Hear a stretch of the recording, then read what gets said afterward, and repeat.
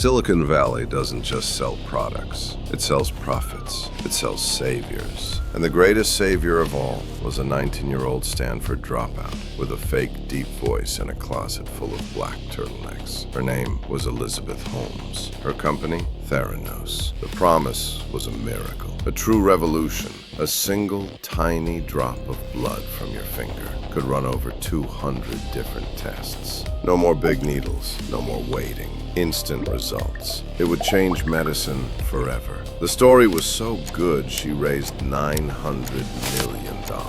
Rupert Murdoch, Betsy DeVos, the Waltons, the titans of American capital lined up to give her money. She built a board that looked like a retired government. Henry Kissinger, George Shultz, William Perry, Jim Mattis, generals and secretaries of state. The one thing her board didn't have, a single person with a background in medical science or diagnostics. And why would they? They weren't investing in a product. They were investing in her, the myth, the next Steve Jobs. But here's the crime, the beautiful, terrifying crime. The box, the Edison machine, was a complete, total, magnificent fake. It never worked.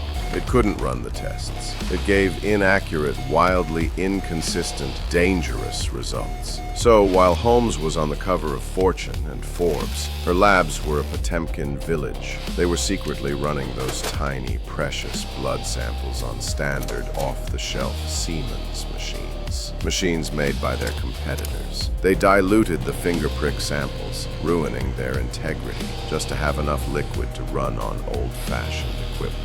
It was all a lie. This wasn't just investor fraud. This was a crime against the public. They put these fake machines in Walgreens and Safeway. They gave real patients, real, fabricated, life-altering results. People were told they might have cancer when they didn't. They were told their blood was fine when it wasn't. It was a multi-billion-dollar con that put thousands of lives at risk. And how did it end? The board didn't stop her. The investors didn't stop her. It all came down because one reporter at the Wall Street Journal just wouldn't let the story go. He listened to the whistleblowers. He followed the science. The prophet was a liar.